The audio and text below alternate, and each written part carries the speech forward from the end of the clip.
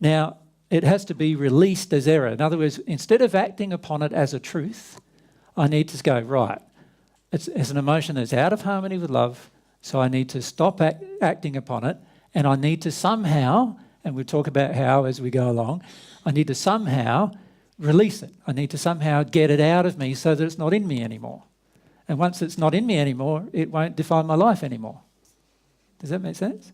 And once it doesn't define my life anymore, then I'll be free of that emotion and I'll have gotten rid of something inside of me that's out of harmony with love. Yep. So how are we going so far? All right? Question? So... what I have trouble with is if someone's telling me something and yet I'm getting a different feeling than what they're telling me, and then I don't know whether my feelings are wrong or they're telling me an untruth, and I just get totally So that falls confused. in the basket number one on this side, doesn't it? Yeah, but then I don't know how to Experiment. So you see, can you see that part of the problem is most of us have got no idea how to experiment. That's part of the problem here, isn't it? You see, we're so used to either going there or there every time in our life or being forced to go there and there every time in our life through society and through our upbringing. In other words, we've been told what truth is and we've been told what error is and we have given no choice to experiment. Right? That's how we've been brought up, most of us. And as a result of that, we have no idea how to go through an experimenting type of process. And we also have a lot of emotional impediments associated with going through a process because we hate not knowing, right? Usually inside of ourselves. So what we do is we try to convince ourselves that we know, even when we don't know. You know, it's like, I remember once opening the bonnet of a vehicle and there was a woman and I asked her to point out the battery to me, and her father, as a joke, had pointed out the carburettor as a battery to her when she was young, as a joke, and she completely believed that the carburettor was the battery. Right? And that's the problem, is that how does she correct that error? By only experimenting. But because she just accepted Daddy's word, like a bit of a cruel thing to do as a dad to do. He might have thought it was a joke at the time, but a bit cruel. And now she was adamant, you know, like that's the battery there. Bit hard to take that battery out and replace it. So she needs to experiment. And the problem is that most of the people around us do not like us experimenting. Have you noticed that? Yeah, most people around us don't like us to experiment. So this is the problem we face, is how do we go about these experiments, right? Many of us have very large emotional impediments to experimentation. One of the primary impediments are that we wish to retain the approval of others while we're experimenting. That's one of our primary impediments. So if you imagine the Wright brothers, when they were building their aeroplane, having to retain the approval of others while they were doing their experiments, I wonder how long it would have taken them to then achieve flight. A much longer time than it did by them not listening to anybody and trusting their own intellect and experiments emotionally, right? So if you look at every new thing, every new endeavour that has ever been created on this planet, the person who created it was willing to experiment, and willing to experiment without the approval of others. Yep. So it's really curiosity, isn't it? Like children are curious, so we maintain that curiosity. So you think of a childlike view of experiment. If we focus on that, the first one is curiosity. Yes? Now I'm sticking to my own... Thanks, guys.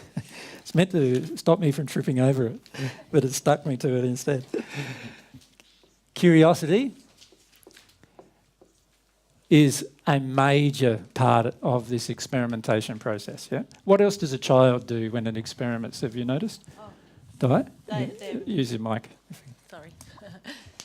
They're much more emotionally open than certainly I am. So So could you say they're open? They're open. Transparent? Yep. Yeah. Non-critical? No, like they just absorb like a sponge. They're like a sponge, aren't they? And they're desirous. They have desire. Yep, good. Desirous. I'll write it down as you said it. Yep. Anything else you can think of that a child is? If we could bring the mic over. I was just going to say they're in awe.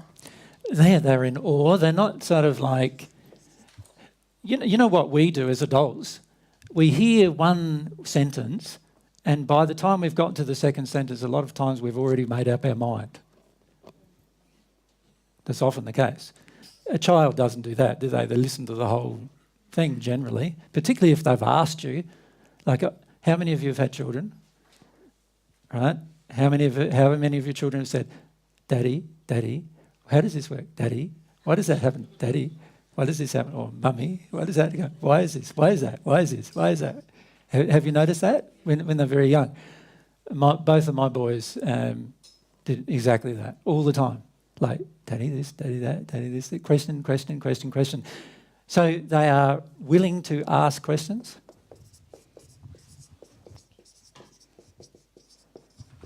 So this is part of the process of experimenting.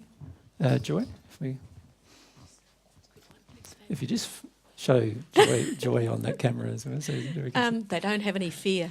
So they've got very little fear or no fear generally.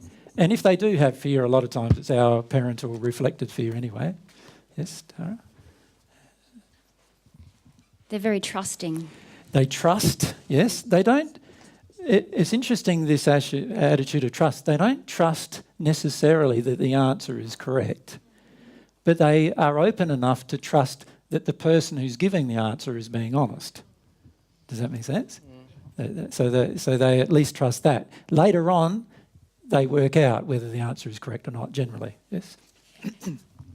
They're not invested in an outcome. Okay, yes. No investment. Now, you think how often we ask questions that we've got total investment in comparison? Yeah. All right, so child, no investment in the outcome. A child just goes, oh, okay. Like, there's no emotional investment in the outcome. Mary? Just in the asking questions, they're very honest about the fact that they don't know or that they're in a process of experimentation. So they're humble. They're humble. They're not afraid. Some people would call that vulnerable, but they don't even feel vulnerable. They just feel trusting. And in fact, they view it as a normal course of their daily life that they should have the right to ask a question, don't they? They don't, and it's only when we suppress them to stop asking questions. And you see a lot of parents, like when you're in a shopping centre or something and walking along with a child, like, "Daddy this, Daddy that, can you just stop asking questions?" And a lot of times that's the parent's emotion because they don't know the answers to these questions. And a lot of times the parents are not willing to say, "I don't know, that needs to be in my experiment basket too," you know.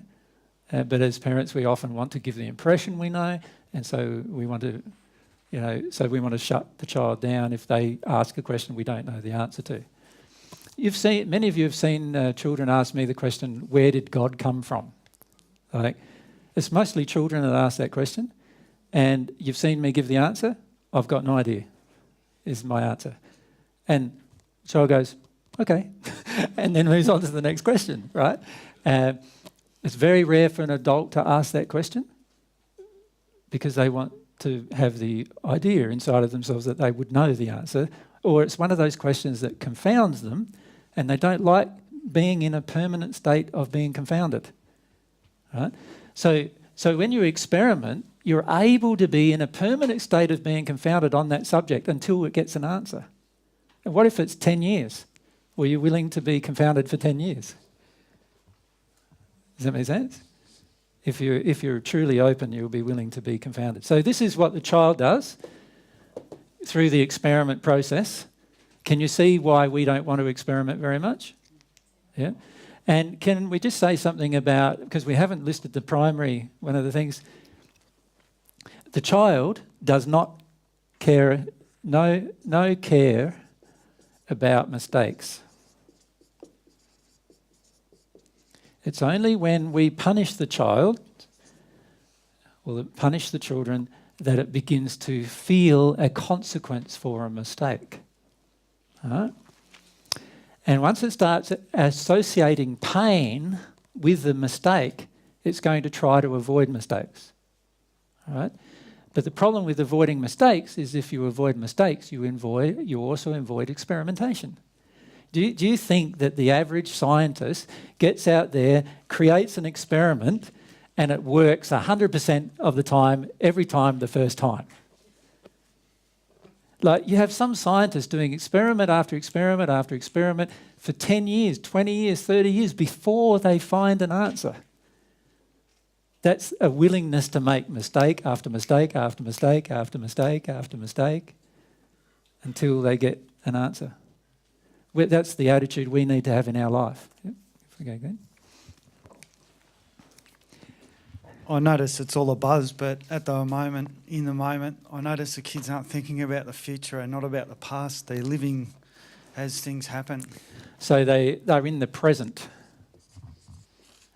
They're present in a discussion with the person.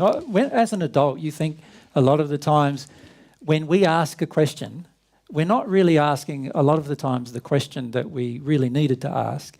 We're asking a question that usually is modified for public consumption and has very little to do with our personal life because we don't like to mention our personal life.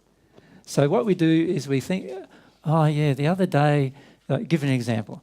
The other day, yeah, I really thought I would like to have sex with that person who's not my partner. Now, I can't really say that in a public group and without feeling judged and all these other things. So what I'll do is I'll say the question like this.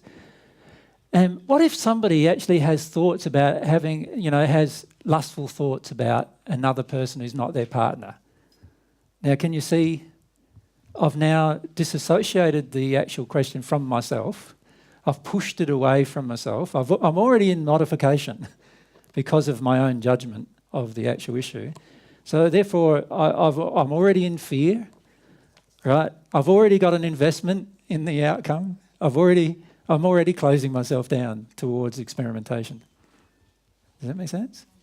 Yep, this is what we do automatically. Okay, so now that we've got this on the board, we can see that what we need to do is marry or amalgamate these two concepts together. The concept of intellectually working something out and emotionally working something out. And we need to see that a lot of the times we are very versed in this part because we've been brought up with this part. And in particular, the part that we're the most versed in is these two parts here. That's where most of the world that we live in operates. I might just draw it again. Most of the world operates in this area here. These brand new markers are not very good markers.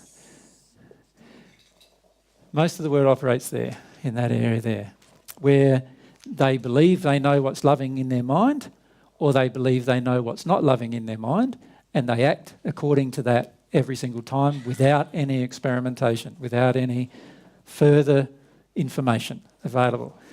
Now, some people have grown to this part, and you see this happening on a physical level with scientists in particular, where they are in the first part, where they are experimenting through an intellectual process. So they're already going through that in a physical layer. Most scientists are very adverse to going through it in a spiritual layer or a spirit body layer, if you like, metaphysical layer, or a soul-based layer. But there are some scientists who are now doing that, and so they are willing to experiment intellectually in those regards. Most of us are totally inept when it comes to this side. The whole emotional side, particularly when we start, right? Because we've become so detuned from the childlike process of experimenting, we've become so detuned from our emotions altogether that we don't even or rarely even know when we're experiencing an emotion. right? So this is a main problem that we have for many of us. But what I'm saying is, if you want to determine truth on any subject in the universe, that's the scope, you need to do both things at the same time. You need to compare these things. Because, and we can come up with many examples in a minute of how to go ahead with these particular experiments, if you like, of what's actually going on. Because there are some general things that we can do that will help us to determine whether we're actually getting anywhere near the truth or whether we're still a long way away from the truth or not. Yep. Is there any questions before we proceed? Everyone's okay with that as a general concept? Yeah. So it's a very general concept of how to go about discovering truth. Yep. Mary, you'd like to say? I was just going to say that, like, we live in a very postmodernist world which just says that you can't ever know truth. Exactly. And now, can I just say that whenever we have the attitude we can't ever know truth, then it's highly unlikely we're ever going to experiment. yeah, it seems to me the ultimate way to avoid the first two top columns. It is. And it seems to me, for me personally, to be driven by a sense of hopelessness or disillusionment, where obviously this feeling that I can't ever experiment with things has just been totally squashed somehow, or I've felt that past experiments have led me to more uncertainty. Yeah. So that's why I'm very interested in And yet, what does a child do? Just continues asking questions. Exactly. See, a child always trusts that the truth is available. Yeah. Always. Like a child never goes and goes, oh, the truth's not available, so I won't even ask Daddy that. You don't see children doing that until they start getting shut down from their parents. You don't see them doing that. Why? Because they trust that the truth is always available. And I believe God put in us this underlying feeling inside of us that we can trust the fact that truth is available. And that we're sort of wired to we're search wired for truth. to find it, yeah. And if I look at the physical world, it's so obvious that Yes. Man wants to go to Mars and do everything to discover the truth of the physical world. Mm-hmm. But I suppose this is kind of a spiritual wasteland now in terms of a feeling like, well, there's many truths, there's not. And for me, I find it, for myself, very confronting just to know there is one truth. Yeah, yeah. But I have to be humble enough to find it. But the interesting thing is a child believes there is one truth on any subject. Inherently. Inherently. Exactly. Yeah. Which is an interesting concept in itself. You see, that's why I said in the first century that you must become like a little child to enter the kingdom of God. Because without these ways of seeing things, you're not able to experiment. So you're never going to become a person who understands truth. And it seems to me also that the law of attraction is the way for us to experiment. Like God's created a feedback system already. Yeah, I'd call the law of attraction a feedback system. Yeah. It's not the way to experiment, because you can experiment by not having things be attracted to you that are negative or positive. You can experiment by observing other people's negative and positive attractions. That's one way of experimenting. So there are many ways to experiment, not just your own law of attraction. Yeah.